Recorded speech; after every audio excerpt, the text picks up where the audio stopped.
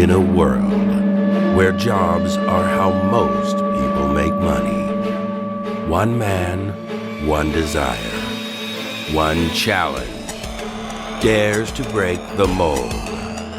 Welcome to the Old Dogs REI Network, where we don't work for money. Money works for us. Coming soon. Viewer discretion advised.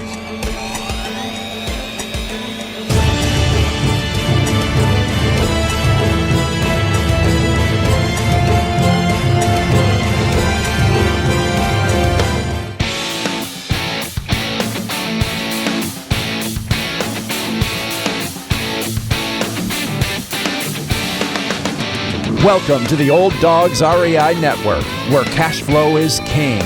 Real estate investing, the means, so you can enjoy your retirement dreams. This is the show where we cut right to the chase. No sales pitch, no long monologues, just simple how-to real estate investing advice, so you can earn the passive income you need to enjoy your retirement today. And now, your host and chief old dog, Bill Manacero. Welcome to the Old Dogs REI Network. I'm your host, Bill Manacero, and this is the show where 50-plussers and anyone else who wants to join us get solid, no sales pitch real estate investing advice to help generate real cash flow. This podcast airs twice weekly on Mondays and Fridays, and if you aren't already a subscriber, go to iTunes or Apple Podcasts, type in Old Dogs, spelled D-A-W-G-S, find our podcast, and subscribe. Well, we have a great show for you today. I am so stoked about it. You know, I talk a lot on this show about the importance of education to your success as a real estate investor. And I've also said the real education, though, begins not with the training courses, home study courses, boot camps, books, podcasts, webinars, etc. I mean, they all help. But the real education begins when you sign your first set of escrow papers for your first investment property. Well, we're doing something a little different today because I am going to be bringing somebody who's on the show that's very early in their process.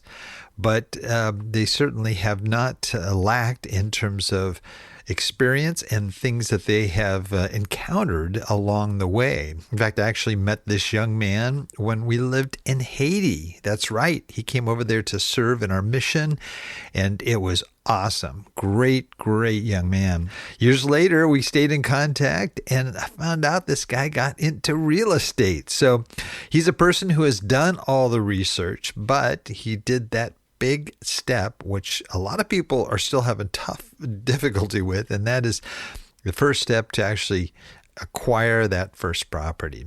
And instead, so he's going to share a lot of this being fresh in his mind, what it's like to finally make that first step, and how you set yourself up from that point forward. And so I am talking about it, and as a big long introduction here, let me give you some information about him. His name is Ian Gilligan. That's right. And he is a 33-year-old investor living in Waco, Texas. Now, he didn't always live in Waco, but when I first met him, he actually was working in the entertainment industry. He has a background there and lived in the Hollywood area. His interest in real estate investing peaked after listening to an episode of this podcast. I am humbled here, back in 2018. And a year later, he purchased his first single-family home in Dayton, Ohio. So here he is in Hollywood area. He buys in Dayton, and now he's living in Waco. What's going on? Well, we'll find out here in just a moment. Recently, he stepped down from his full-time job in entertainment marketing, and he purchased 3 more homes in Dayton in the last 3 weeks. Now he's finishing up a flip in Waco and is taking steps toward actively wholesaling in McLennan County, Texas. Well, I am going to welcome Ian to the Old Dogs REI Network. How you doing, Ian? Oh, I'm great, Bill. Thank you so much for having me. It's excellent being here. It's great having you here. And man, you have just been on this thing, and it's real exciting to see. I mean, there's a lot of stuff to unpack here, because obviously we want to know how you went from Hollywood to Waco and on your journey, obviously in real estate investing. So, yeah, just tell us a little bit more about yourself and where you came from and how you eventually got into this crazy real estate world. Sure. So born and raised in San Diego, California. Grew up doing theater and the like. That's how I initially got into entertainment, performing. Moved up to Los Angeles when I was 19, just a year out of high school. Started auditioning up there and doing all that. Acted for a handful of years, and then got out after I discovered it really wasn't my passion. I didn't really love the craft of acting. So I figured if I didn't love the craft, I should probably not be in that industry trying to, perform and execute that craft. And got into advertising, and have been in advertising ever since then. And then, as you mentioned, my initial spark into, or what piqued my interest in real estate investing was listening to your show.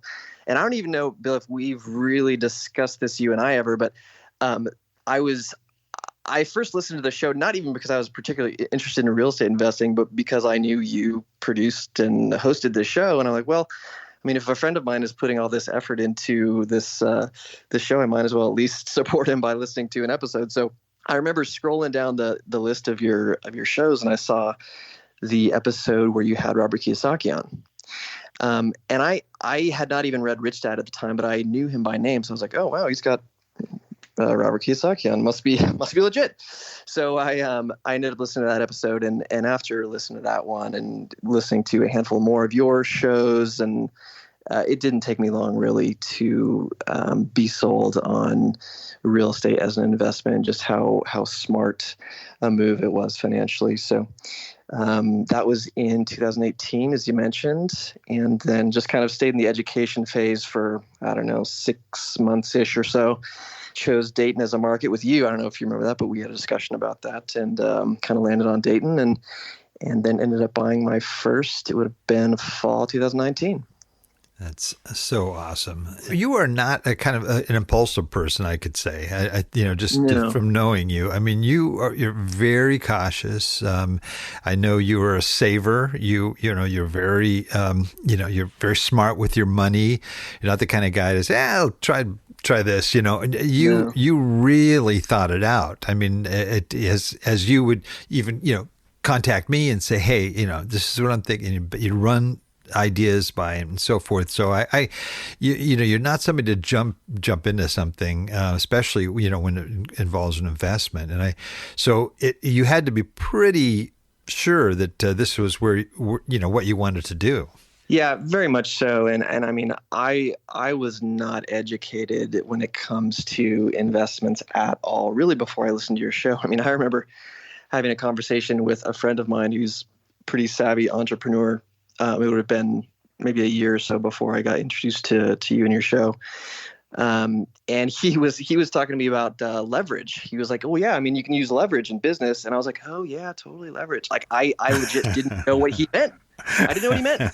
So I had kind of the personal finance game dialed in. I mean, I was budgeting and just, aware of where all my money was going and not going. But as far as investing, and I was just absolutely, I was clueless before I listened to your show. And so, yeah, it was a very measured, cautious kind of initial foray into real estate. Yeah. And I remember Dayton. In fact, Dayton was a place that I really was impressed with early on when I started investing. And I said, because I was learning about emerging markets, and it seemed like it was when definitely sort of the bottom of the bell curve, Yeah. That can't go much lower here, Exactly. But that's what attracted me to it, because I was looking at apartments, and you could get some great deals there in apartments at that time. And I was just going, and then I looked at what was happening around Dayton. And I remember you totally went for it and did your own research. You didn't just, take my word for it, but you went in there and dug, and it seemed like it has been working well for you, because now you've got a number of properties there already. And, maybe you can tell us a little bit about that. Sure. Well, yeah, I mean, just some comments real quick on Dayton as a market. I mean, you mentioned that it's that at the time was kind of at the bottom of the bell curve. And in a way, it still is a little bit. I mean, values have certainly gone up quite a bit over the last couple of years, but that's one of the reasons why I'm still interested in and obviously investing there, because I feel like it's just a good place to get in while values are still lowish. So anyway, yeah. I mean, the last handful of weeks just really started to kind of ramp up there. And one of the reasons why I feel like I could start to ramp up and move as quickly as I have is because of the couple of properties that I've bought over the last couple of years. So I was already familiar enough with the market. I already had a team in place between my property management company, my agent, and my contractor, who's done just a great job for me on the 2 properties that I purchased over the last couple of years, and then is handling all 3 of the current rehabs, actually. So, yeah, all the pieces were just kind of in place to begin to move at a bit of a quicker clip. Now, what was interesting is, you were, okay, here you are, I think, in the Hollywood area, Burbank and so forth. And very talented. You didn't really talk about that, but very talented editor, right? And producer, doing a lot of film, sort of the behind the scenes, pre and post production type stuff. Mm-hmm. And when COVID hit, right, that was sort of an opportunity for you because you were working remote already. Exactly, to make a move, right? Yeah. So I mean, I just remember sitting at my house in the middle of summer 2020. So we're a few months into the pandemic, and I'd already bought my first 2 in Dayton at the time. And I was like, man, so long as I'm working remotely, I should buy something out of state, get some roommates to pay down my mortgage for me. I'd always wanted a house hack, but never could in Los Angeles just because it's, so incredibly expensive. And I was like, well, I guess now is as good a time to do it as any, and ran it past the company, and they were okay with it so long as I, was going to come back at the end of my stay. That ended up changing. Get to that later. But and yeah, why Waco? I have some really good friends out here. There was a church in town actually that I was pretty keen on being a part of. So when I had the whole crazy idea to buy something out of state and a house hack, Waco was the first place that I thought of because of my connections here. So and it ended up just being a terrific move, and I'm so grateful to be here. I love Waco. It was quite the welcome change after 12 years of city life in LA. So very grateful to be here in Waco, and yeah, so that's how I wound up in Central Texas after 30 years in Southern California. Wow.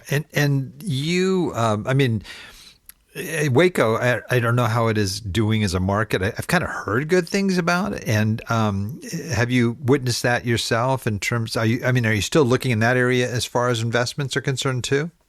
Yeah, a little bit. Waco has just spiked in their prices over the last handful of years. If you look at a graph of the last 10 years, like when 2018 hits, there's just this tremendous spike in prices. It went way, way up.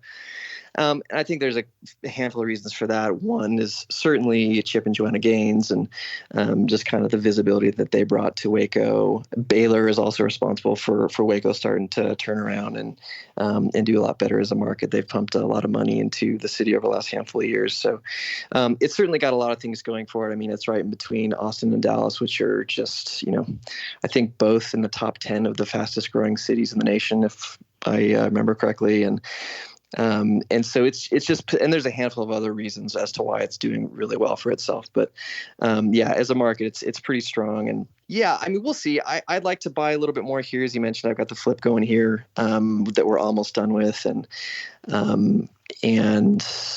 yeah, I'm planning to buy more here in Waco. McLennan County can be a little tough as far as inspections and all of that permitting. Like it's just a little rough on that side of things. So I'm a touch hesitant on like how much do I want to buy here. But I will continue to buy here in Waco, just unsure exactly how much and for how long. Sure. And so you started off as kind of a rental guy, right? So, yep. Okay, now you're getting into these other areas, which is really interesting. And, Tell me about your sort of moving into a flip. As you're doing your now, you still are house hacking, right? So your home is technically an investment, right? Normally when we just buy a home, it's according to Robert Kiyosaki, it's not an investment until you rent it out, and which is what you're doing, which is cool. So, but you, what made you want to get into flipping? Well, I should have been more cautious with my words there. I mean, we are going to hold it as a long-term rental. I was just using that terminology because it was just a total gut. It needed we joke, my partner and I, my friend who I partnered with on this house, we joked we essentially built an entire new house from the ground up, because that's more or less what we've done. I mean, just literally every single system of the house we had to touch. So it's we're not going to sell it. We are going to hold it. The rental market here in Waco is very, very strong. So we're not concerned about being able to get someone in there and get a solid renter. But not flipping to sell, but definitely flipping to hold long term. Gotcha. You mentioned too that you're sort of looking at wholesaling. You want to talk a little bit about that? Yeah, I initially kind of started down this path because I remember it probably would have been the end of last year. I was trying to buy something at auction here in Waco. And one of the handful of properties that I was going after, it didn't show up at auction, which sometimes can happen for a myriad of reasons, but it didn't show up at auction. Then a handful of days later, a friend of mine texted me a screenshot of a property that he had just seen pop up on our local Facebook page for investors here in town. And it was the exact same property that I had wanted the most from the auction a handful of days ago. Long story short, some wholesaler had got it. It didn't work out for me to buy it off of them, but my guess is, just knowing how much was owed on the property, how much they probably got it under contract for, and around how much they ended up selling it for, these wholesalers probably made like $30,000 on an assignment fee for this house. And I mean, that kind of did a couple things for me. One, it made me want to find my own off-market leads. Not even that I can't necessarily stomach a wholesaler making a big fee. I mean, if they can make their big fee and I can make my money, then great. But it made me want to find my own off-market leads, one. And then two, I was like, man, if these guys can do it, and if they can hustle and make these assignment fees, I can do the same thing too, and I can keep the best for myself to hold as rentals, and then I can wholesale the rest of them. So that was how that was birthed. That's how I got on the wholesaling train. Very cool. And are you thinking of going direct to seller at this point in your wholesaling efforts? Getting lists and contacting people that that are in a situation where they need to get rid of the house and so forth? Oh, definitely. I mean, that's been the grind over the last couple of months, honestly, and just hitting up the pre-foreclosure list, getting the probate list from the county clerk's office. Spent a lot of time at the county clerk's office in the last couple of months, but and something I'm finding even at the very, very outset of doing this is that if you can be the first point of contact for these sellers, because as soon as this information becomes public, whether it's, the pre-foreclosure list, when it gets posted on the county's website, as soon as that information is public and online, all of these wholesalers start hitting these sellers up, just, like one after the other. So if you can find a way to kind of get in with them first, as soon as this information is available, I'm finding it's a really good way to be, the first person that they go to and potentially sell to, if you can kind of get to them first. So long answer to your question, but yeah, I'm definitely going direct to seller and just trying to think about the most creative, efficient ways to do so. That's great. Now, taking a step back a little, and I wanted to zero in on this area especially, is, okay, you started listening to podcasts, started getting, kind of intrigued about real estate investing, but what really, I mean, think back, what kind of held you back in the beginning from actually, taking that step? And I know that, you were going through a lot of things and trying to figure out, what was going to make sense. But can you kind of bring us back to that and how you finally took the leap? Yeah. I remember, I think I've already mentioned it, there was an initial kind of education phase that lasted about, I don't know, I think maybe 6 months or so before I really started taking any action to like get a team set up in Dayton and actually go and visit, like started taking the actual actions to buy my first property.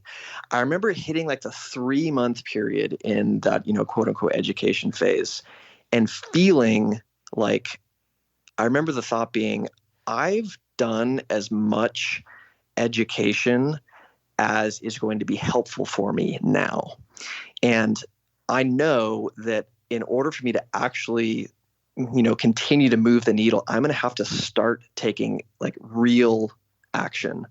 And that was about the 3-month point. And there was another kind of like 3 months or so where I kind of like dilly-dallied and was like, well, I need to know more. I need to learn more. I need to read this other book. I need to, read this other blog post, listen to this other podcast, whatever. But I definitely remember having the realization of there is a level of education that you are not going to get, or the only way you're going to get that level of education is by actually beginning to do. And for me, that was about 3 months into my education phase. I was like, I've gleaned as much as I possibly can from just reading books and listening to podcasts. And so it was, it took me a little while longer to actually, leave, quote, not that we ever stopped learning, but leave the solely education phase, if you will.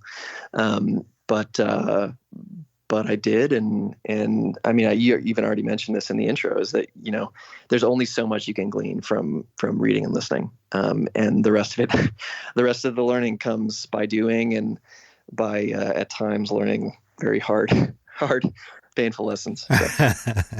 Now you met a broker that I think I could be off, but you referred to me, right? That he wasn't he insurance and also real estate. Or am I way off? I might be way off. I kicked a couple guys over to you recently. Were you talking about my friend Ryan in Dayton? I think so. Yeah. And I emailed you and his brother Will, just because I wanted you guys to connect. And then I also connected you with my friend Paul down in Austin. Okay. He's the developer. Is that who you're thinking of? No, I might have him confused with somebody else though. But I know there was like one key broker that you connected with that just really was helpful and helped you learn, the good parts and the bad parts of town and the difference and so forth. That I just remember you sharing that with me. But yeah, that's probably my friend Ryan Ingram. Shout out Ryan, what's up? Yeah. He's in Dayton and doing very well for himself, and he's a great guy and a mentor. So yeah. Awesome. Yeah, I think that's important. We talk about that too, is the importance of putting that team together and having a good, reliable team that you can count on early on, and and then to build from there. And it sounds like you've been doing that. Yeah, I mean, and especially for someone like me, surrounding myself with people that know more than I do and are farther along in this business has been critical to, any level of success that you could say I've had. I mean, especially because I personally have, zero building experience, none. Like, I'm terrible with my hands. I hate swinging a hammer. Like, it's not my lane now, and it's never going to be. Like, that's just, and so, surrounding myself with people who, that is their lane, that is their skill set, and not just the builders, but the lenders and the property management team and the investors and the people that are doing what I want to do, but have been doing it for years and years and years. I mean, it's that those connections and those relationships, their value can't be quantified. It's just so invaluable being around those folks that are beyond you. That's great advice.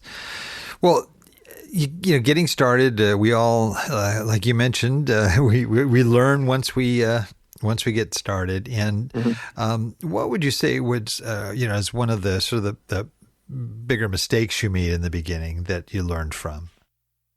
Yeah. I was thinking about the answer to this question, and thankfully I've made more mistakes than I could possibly count or remember, but there hasn't been a business ending sized mistake yet, knock on wood. But there have been 1,000 little ones, but to answer the question, probably one of the biggest mistakes, one of the things that I wish that I had done differently was done a little bit more prep work and setup for making my investing a business, as opposed to just kind of a one-man Wild Wild West show. I wish that I had the conversations with my CPA and my attorney and had started to implement the things, the systems that you glean from them, and from their expertise. I wish I had those conversations and started to implement those things earlier than I did, because as I started to kind of ramp up over the last handful of months and really get moving, the fact that I hadn't had those conversations and hadn't done that setup kind of came around to bite me a little bit, and I've been paying for that. A little over the last couple of months. So I would say my biggest mistake would not be doing the proper setup to make my investing run like a business. Excellent. Now, you initially went out there to, get a rental property and then go back to once your work, was no longer remote. But tell us about that decision. Obviously, you didn't, and how did that come about? The sort of the genesis of that.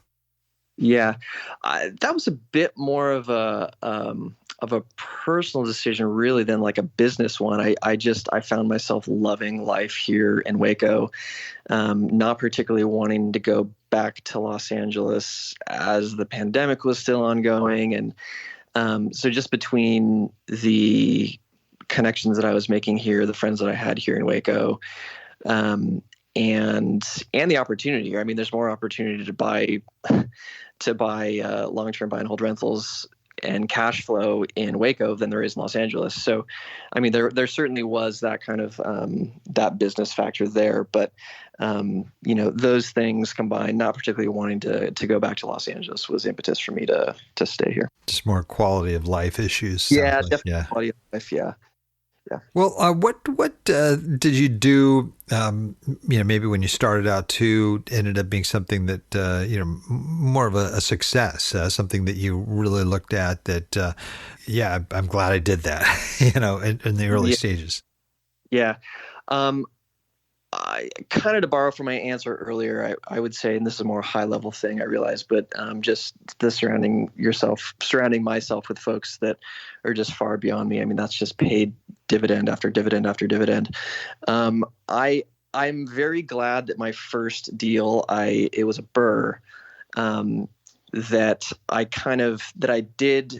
ran it and actually ran it as a BRRRR deal on my first deal. So, because it just, as you do that BRRRR process, I mean, there's you hit all the notes, right? I mean, you've got to rehab it. You can't just stick a renter in there. It needs work. So, you buy it, you fix it, you go through the refinance process. So, I mean, you're just hitting all of these points of buying real estate that you're going to be doing for as long as you're in this business, So I'm just very glad that my first deal was a BRRRR, just because of all that I learned on that first one. And, thankfully it worked out, by and large, without any major hiccups. And I was able to, pull a decent amount of cash out of it and have a cash flowing property on my first one. So, you hear horror stories of the first deal going terribly awry. Thank goodness that wasn't my experience. And I was able to get out with a good cash flowing property and a lot of valuable experience. That's excellent. Yeah, it's a great strategy. Great strategy. A lot of our folks who are listening, we've got all ages, as you can testify to. For those that are approaching retirement or already in retirement, what advice would you have based on your experience in investing that might be something that might interest that group? Sure. Yeah, I think that a good question to maybe ask anyone in their retirement age that want to get started in this would be like, well, what's your pain threshold? Like, how involved do you want to be in something like this? Because it's not terribly complex as we hear people say, but it is a lot of hard work. And so I think they would have to answer that question first. Like, how involved do I want to be? How much effort do I want to put into something like this? And kind of once they figure that out, then you could maybe answer, or you could maybe find someone to partner with. Like, let's say, after you think about how much kind of effort they want to put into something, they're like, well, I don't know if I want to learn an entire new industry and skill set at 65 or whatever. I mean, if that's the case, then you could leverage someone like me. I'm actually partnering with my parents on the properties that we buy in Dayton. And, they're not particularly keen on learning an entire new industry, entire new skill set when they're nearing retirement age. But they're down to provide some capital and, give me a little support when I need it. But, so I'm, I would suggest, can you find someone that you can leverage, someone who is, rip roaring and ready to go, and could you fund them? Could you, is that a route you could possibly take? So that's what I would float that to them. Yeah, and I think that's an area we probably don't cover as much here, but private money lenders and hard money lenders are in huge demand, and they get a great return on their money, and that to me is a much overlooked area, and I think that folks that can take that route, it is very passive, and you have this incredible asset that backs up the loan. So it's not like, if somebody messes up, you've got a property that you can sell and, for cash. And so, it's a pretty solid investment, and it's not like buying a stock or something like that, index fund or whatever it may be, that if it goes down, well, it goes down and that's it. If things don't work out here, you've at least got that asset to fall back on. So yeah, I think that's a good route too for people that maybe don't want to roll up their sleeves there and totally take those calls, for the plumbing in the middle of the night and that kind of stuff. That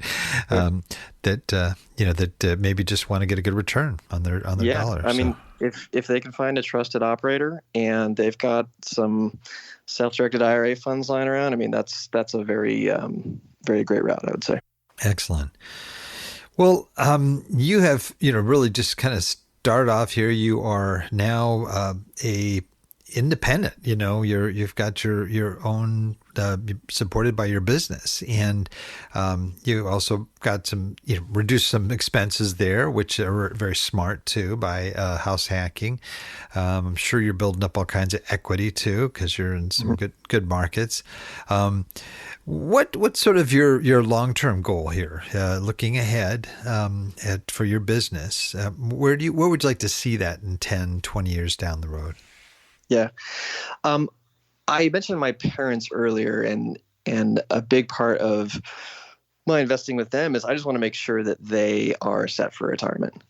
So I want to continue working hard and just being able to work up the portfolio that can provide them everything that they would ever need or want once they retire. So that's a huge part of it for me.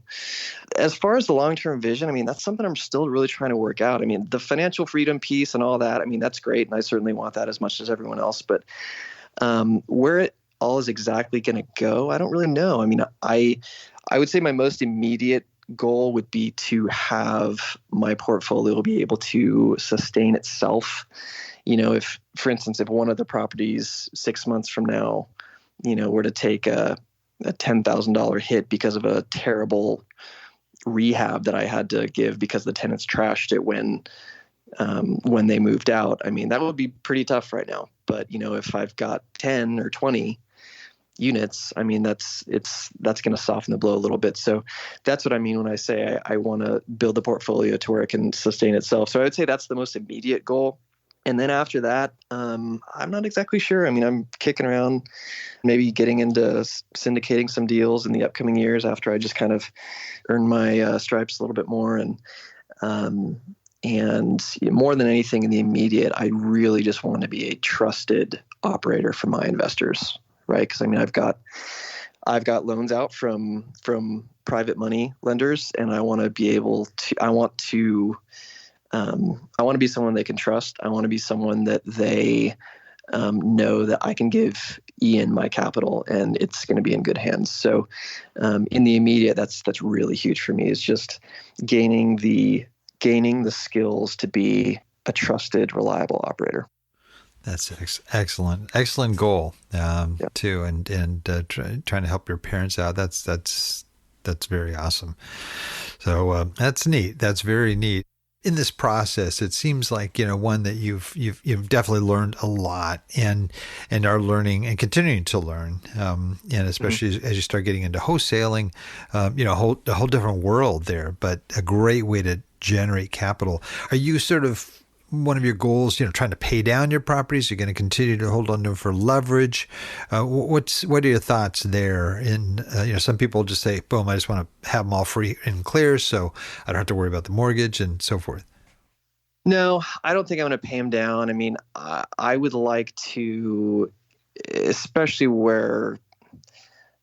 given where the market is going, or I mean, where we don't know what is going to happen, and given the state of the world with wars and pandemics, and so I would like to have as much good fixed rate debt as possible to be a hedge against inflation. If I would love to have my biggest expenses on these property be fixed for the next 30 years, and I mean, so long as I'm buying right and I'm cash flowing, then that's my goal for the rentals, is to just get that good long-term debt. Yeah, and hey, it's great for your taxes. It's exactly. It's all kinds of nice benefits there. So that's smart.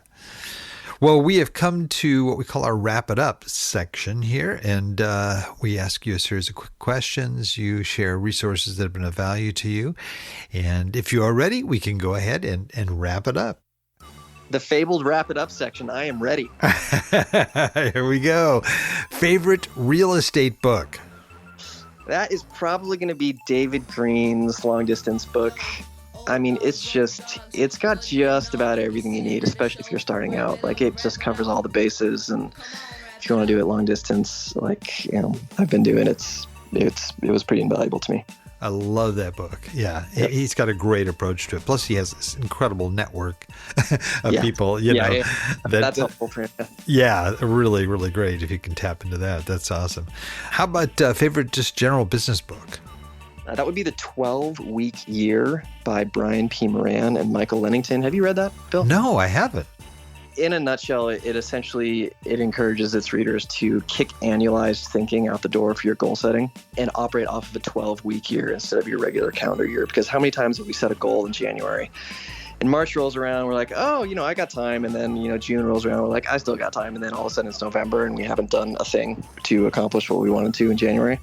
And part of their thesis is, and there's a lot of great thinking and psychology that goes into this, but is that you can't waste any time on a 12-week year.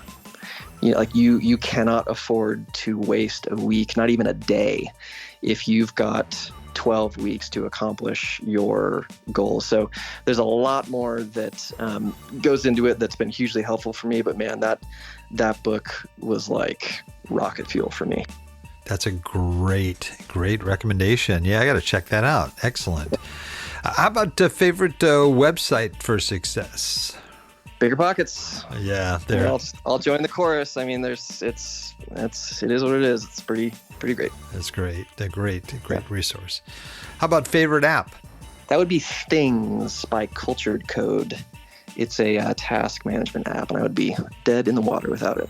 Oh, it's called Things, Things, Things, yep. I like it. I haven't heard of that. So I got to check it out. Favorite quote? I am the way, the truth, and the life. No one comes to the Father except through me. And Jesus Christ said that. I love that. I love it. Wow. Well, here is our final question, and you're kind of too young to have experienced this, but nonetheless, okay, if you lost everything, all your assets, okay, and you had to start all over, knowing what you already know, and you only have $1,000, what would you do to relaunch your real estate investing business? Well, tell you what, I'll take that question. I'll make it even more difficult. And I'll say, what if I lost everything and even had to move to a market where I didn't know a soul? I would buy a computer, and then I would go to the first real estate meetup that I could possibly find. I would buy everyone around appetizers and just start working. I love it. And making relationships. I mean, look, this, our success or failure is so much, rise or falls so much on who we know. And so I would just start, making those connections and relationships right away. I love it. That's a great idea. First time I've ever heard that one, Ian. Well, I'm sure there's folks that are listening, and there may be even people listening in Waco or maybe Dayton or who knows where that might be interested in meeting you or finding out more about you and what you do. How can people do that? How can people get in contact with you? I'm a bit of an online ghost. I don't have much of a presence online. That might be changing at some point soon, but really kind of come to Waco. If you want to get into, just, visit Central Texas. We can hang out at Magnolia, visit Chip and Joanna Gaines. No. Yeah, I don't really have much of a presence online, but I'll shoot you an email address, Bill, that you can maybe put in the show notes if anyone wants to get in touch. Yeah. Okay. We'll definitely get a hold of your email address and make that available. Awesome. Well, we come to the closing, and I guess you know what's next, right? I do, yes. And, you're out in hound dog country out there, right? I mean, Waco's got to have its share of hound dogs, right? Oh yeah, definitely. Okay. So, when you were in Burbank and LA, I don't know. I guess there's a few. We had a whole slew of Chihuahuas, but I can't say any. They don't know how to howl. No, okay. No. I've got one. I know. Yeah. So if you're ready, you can close us out with your best old hound dog howl. Arf. Just kidding. Oh, that was a good one. That was good. I just scared the heck out of my dog. Yeah, sure did. Sorry, dude.